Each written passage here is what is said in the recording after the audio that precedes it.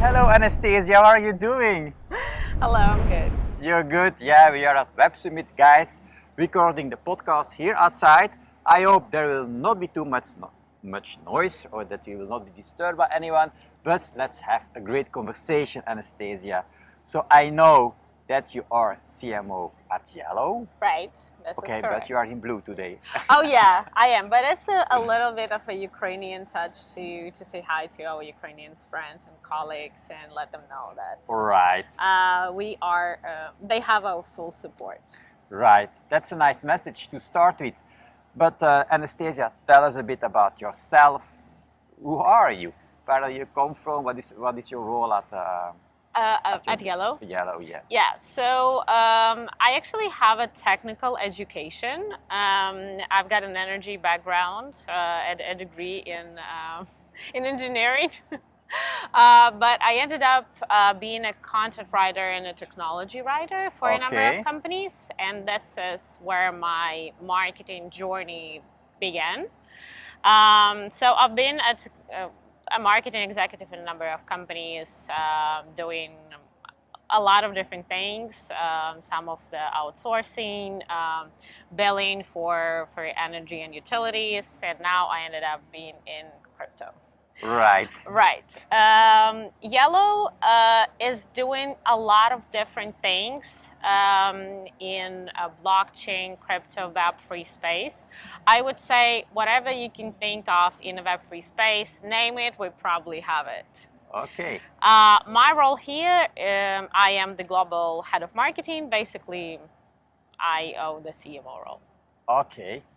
That's nice to read. And then you're at the right place at the CMO Stories Oh, yeah. podcast Oh, yeah, around I am. Web3. So a really good fit. So tell us, Anastasia, what are your thoughts on the, I would say the current state of blockchain nowadays? Well, I would say everything is messy Okay. out here. So I don't know if you've visited a lot of talks at the Web Summit, but everybody is kind of don't know what to say, how to assess it, and everyone just have a different opinion Exactly. about it. I would say the only word I can think of to describe it is like messy as hell. Yeah, it is. I heard a talk about, around the metaverse. So 3 people, where 2 of those people I will be interviewing later today. Oh yeah? They give their definition about metaverse, and it was alike but different. But a metaverse is still really early on the Gartner hype cycle. Right. But blockchain is already a bit farther. But perhaps still if you talk about Right. crypto, is in the deception phase. But Well, I know would if- say a lot of talks and a lot of focus this time was happening around the decentralized infrastructure, around the Web3, which is also not really here because we kind of have like 2.5. Maybe It we're is. going to have 2.75 in like 5 years from now. But I mean, the Web3 is also a challenging thing, and it's challenging to define it because different companies kind of address different challenges of the Web3. Exactly. Yeah, it's so broad umbrella, I would say. Yeah. For different Right. concepts in it. You talked about challenges, and I know you know a lot of challenges in Oh, this yeah, way. I do. So tell us a bit about the challenges that you see. Well, first of all, everything is not really defined in the Web3 space. So I would say we do know what Web 2 looks like, how it feels Yes. like. We know that all of the giants collect our data. We need the privacy. We know the security problems. We know the problems of communication. We know the problems of like over consuming the information and the ads like jumping out on us from the fridge, So, but for Web3, it's not really defined because we don't know what is going to be here. Again, remember the movies from the 80s and 90s when they like introduce us to the 21st century, and it's way different that we see it now because the humanity is kind of moving at a slower pace. So I would say what we do have now is a kind of like a transitional term, which a lot of people are called like Web 2.5. And I say a lot of people, especially in the blockchain and crypto space, they focus on just some aspects of marketing specifically, and they're so fed up with everything. Yeah. They are used to certain ways of doing things which are not necessarily good or not necessarily right way for every business to move forward to. Yeah. And I would say that's one of the main challenges, to actually explain to people the new concept that you're trying to introduce, and also the new ways of promoting the project or getting the project out there. Yeah, now there are a lot of technical terms in Web3, so you should avoid to use those terms, I guess. Oh yeah, I'm not using those. I know. I'm just, that's one of the challenges that I see. Yeah. And also people now, for instance, if you talk about metaverse, then think about Facebook, Meta. So Yeah. Or what they do know is that Facebook is building those like virtual avatars, and that this is something that we're gonna hand out in the future, something like that we used to play Sims. Yeah. And now we're gonna be Sims. Yeah. Which is pretty much kind of true. Yeah. But what I wanted to say is that Facebook, comparing to, let's say, beginning years of Facebook, now so lots of people have like a more negative thoughts of thinking about Facebook because of the ads, because of the privacy and so on. So if you talk about Meta, it's metaverse. Is it Facebook? No, it's broader. It's just that Facebook claimed. Yeah, they just claimed the term in a right time, you know. So now they kind of they're very good at branding. Okay, so they're very good at being here when nobody else was there. So they know what they're doing. They know what they're doing. Yeah. And something else in Web3, and that's more if you are into crypto, you hear about people, okay, they are discovering the space and they get scammed, or they lose money and they don't know who to trust. That's also one of the challenges I see. I would say this is one of the problems. It's not like a challenge. It is a problem of the industry.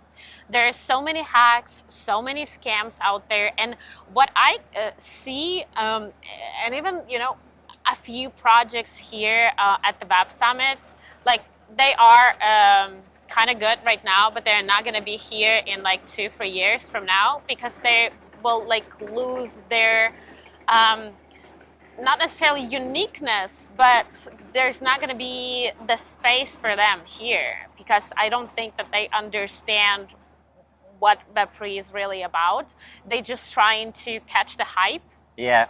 And kind of like do something, so they're like using a lot of like terms in like incorrect places, which I don't really understand. And I don't know. It's just I'm really pro community. Yeah. And I really do care about what's going on with the community, and I really try to, even like for us, I try to develop the community like as a, like, I know it sounds like cheesy, but it is like a family culture. Yeah. So we're trying to give the best to the community and to give like a fair treatment for everyone. Right. And we also do get a lot of people who are just like joining the crypto space, and they're used to like the free stuff. And they're always like looking for that, and they're looking for the quick profit. And what I usually say to those people, like, if the project actually promise you the quick profit and the quick bucks, get out of this. Yeah. It's like Web3 is not about that, crypto is not about that, and the blockchain is not about that. Right.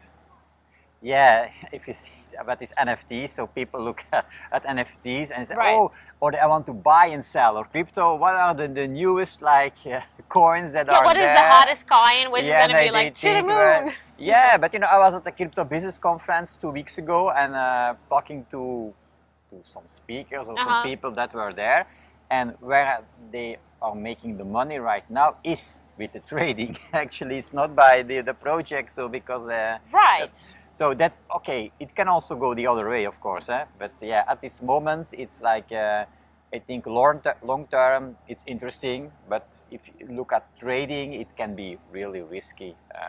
Are you yourself also investing in crypto or NFTs? Or yes. Okay, the answer is yes, I do hold crypto, but I am the true like holder. Okay, so Okay. I don't trade yeah, but unless I need unless I need money. So I don't trade a lot, but I do have a few coins that I kind of believe in. But as everyone else, I lost the money on Bitcoin as well. Yeah. But I believe it's gonna be back soon, at least to the point that I bought it. So yeah, I think if you look now 5 or 10 years further, Yeah, because I there's so few people that are yet now involved, so Right. that understand it, and so yeah, there is a lot of potential. I think. yeah, and I'm also an investor in Yellow. We do have an allocation for the team and founders. Okay. So I would say almost 100% of the team invested their money. That's great. Yeah. Yeah, because we do believe in what we're doing, Right.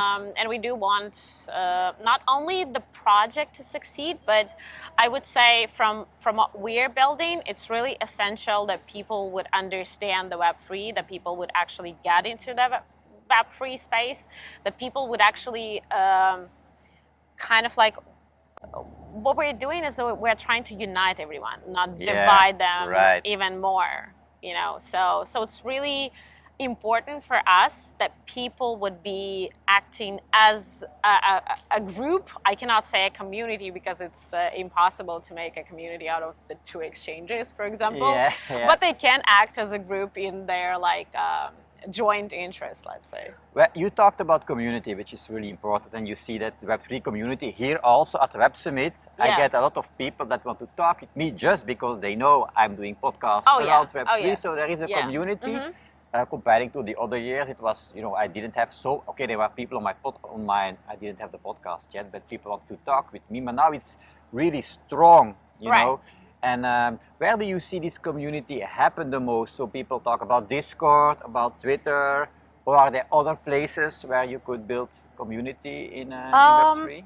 To be honest, I think that you can pretty much do it everywhere.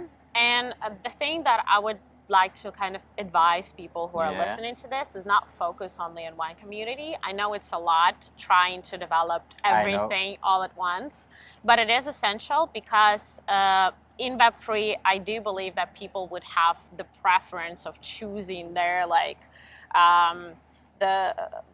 the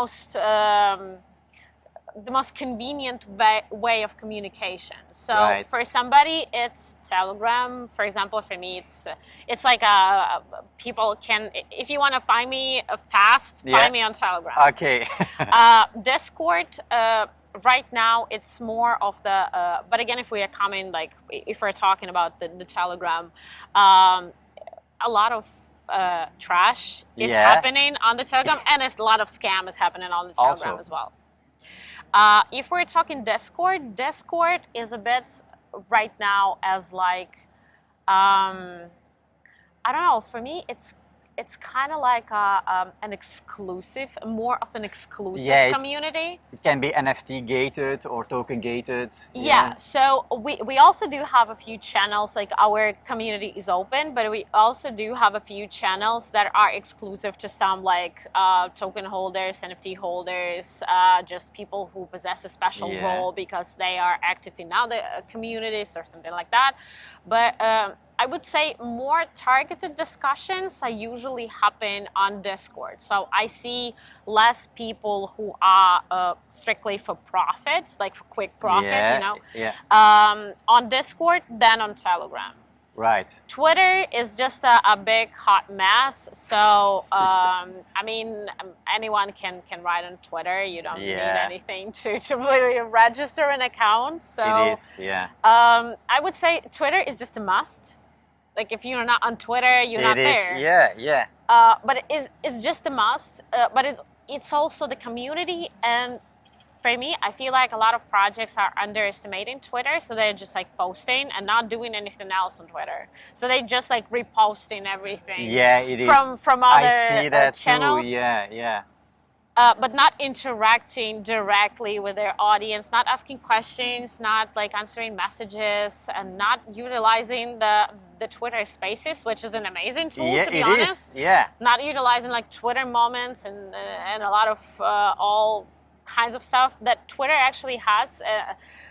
I don't know what's going on, what's going to happen with Twitter when the Musk is going to be at his full swing, but we'll see. We'll see. Yeah, yeah, it will be interesting to see what's happened. You know, it's already a lot of people need to leave Twitter. I heard today, Oh yeah. and then so you will, Yeah, and then yeah. so it is interesting to see. But yeah, Twitter is a must, and but okay, be careful. I see that when I'm talking about Web3 or Web Summit, I get in engagement. There's a good engagement, but also I get like these DMs from people with 0 followers that try to sell me stuff. So do you want promotion? Answer me. Do you want right this? Now? Do you want followers? And they have like, well, do you want? Oh yeah. Do you want NFT? Do you want this? I do get this a lot. I have like an average, like every day, I have like a 300 unread messages. Whoa, from those people. that's a lot. Yeah. How much time do you spend on Twitter, Anastasiia? On Twitter, I don't spend a lot of time right now. I guess I kind of, like for me personally, I kind of a little bit like lost interest for Twitter. Yeah. I do feel more connected with our community on Telegram because it's more interaction on a personal level. Okay. So, like, I do know our biggest supporters and even some of our haters, or some of our, like, we do have some people who kind of, like, challenge the community. Let's say they're asking the hard questions. Yeah. So they're not necessarily haters, although we do have some of them as well. But I say this is the place where I can really directly speak to them, address their issues, answer their questions. Okay. So for me personally, Telegram is just a better way to interacting with the community, which I prefer as a person. But as a company, we do everything, a little bit of everything. And right now, we're trying to get bigger with Reddit and also develop a community there as well. Yeah, I see Reddit also doing interesting things. Yeah. So I'm in Belgium. Reddit is not so like popular there, Okay. but I see it around the world at Reddit now. Also with their NFTs and stuff, they are doing interesting things. Reddit, there are also other online, like if you can call them forums or communities or like Medium and so on. Mm-hmm. Are those also places where you are posting content or getting awareness? Totally. We do have a blog on Medium. We don't have one on the website currently. Yeah. It's kind of migrated. We did before, but then it's kind of like migrated to Medium, which is just a more convenient way to post content for us, and it gets us more exposure. Okay. Yes, I cannot say that we interact with the community a lot on Medium because it's just not really a community thing. It's a place it's just a content kind of based platform, so we don't get like comments or whatever there. No, but it's interesting that you say that you post, that you don't have your own blog, but you put it on Medium, because I could think that you put it on your own blog and then you spread it out through social media to get like awareness, but if you post it directly on Medium, you get more views on the content. Is that right? Do you think? Yeah, we kind of like hold our own publication on Medium, which is like a dedicated blog, let's say. So it's not that we just post it somewhere. No, it's like we do have like we do have a dedicated publication. We do have a few writers which more of like research kind of writers. So we don't publish I call it shitty content where like 10 things that you need to know about blockchain. So we don't do that. We try to explain more complicated concepts that we are doing here. So what is a high frequency trading? Is it really possible or not? What is the analog of the clearing house for the crypto? Is it going to be here? What is its role? Why there's no like decentralized trading really here? We actually did a study on why Luna was a fiasco, Okay, and if there was something that can be done with regulations to prevent it. So for that type of content, we do want to start educational wise. Okay. And we also publish our own news, press releases, and a lot of that kind of thing. But in order to get more views, we do external publications as well. Okay. So a lot of things are happening to get really awareness for this Web3. Oh yeah. How do you see Web3, your business, or Web3 in general, or blockchain evolve in the next few years? Do you see a couple of trends, or do you see... Okay, so first of all, Web3 is not going to be here in 5 years. Okay. That's my opinion. I mean, we might get 2.75, but we're not going to get 3.0. I would say the trends that I think people would follow is, first of all, with this crypto crash, which we already seen, a lot of projects are disappearing. And there's gonna be the case further down the line, because crypto will get more regulated, and the entire industry will get more regulated, which means lesser profit, right, but more safer investment. Something exactly the same which actually happened to the traditional finance back in the days. We just don't remember that. So, well, I wasn't there for that revolution. So I just kind of like already been born into that framework, into that like regulational framework. Right. And this is the same thing gonna happen to crypto.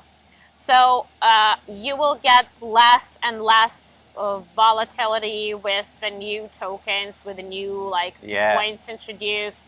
There's still gonna be scam, but I guess it will get harder to scam people. You will need to get it like a more sophisticated techniques in order to do that.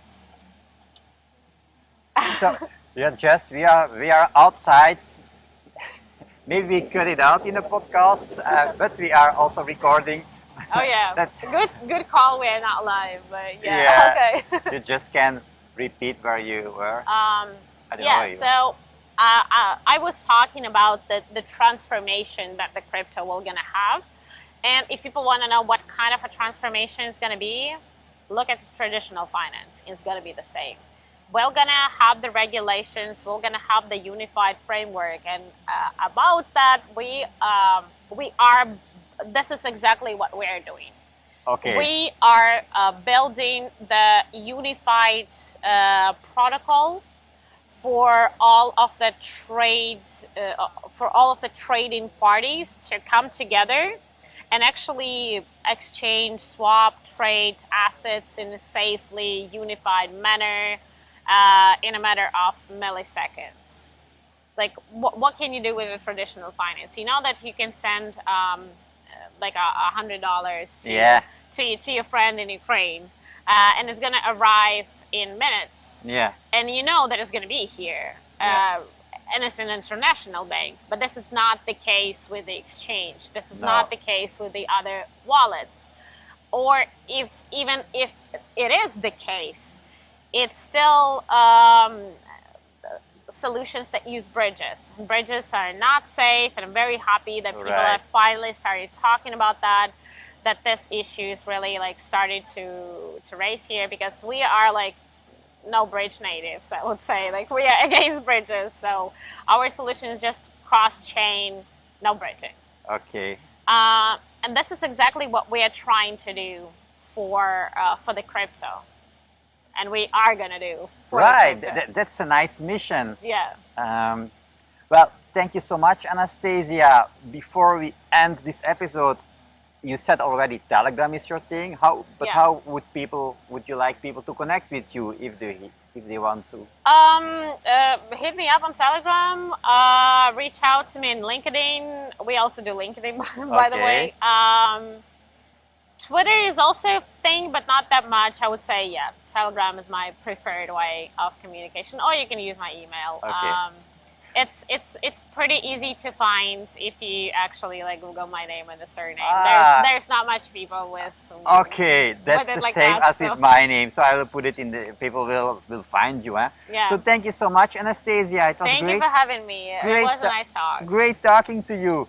So guys, if you like this episode, because Anastasiia said a lot of interesting stuff, but we will have other guests from the Web Summit, but also from elsewhere here on the podcast, on the CMO Stories podcast. If you like it, be sure to subscribe to the podcast, and I would like to see you back for the next episode. Bye. Bye-bye.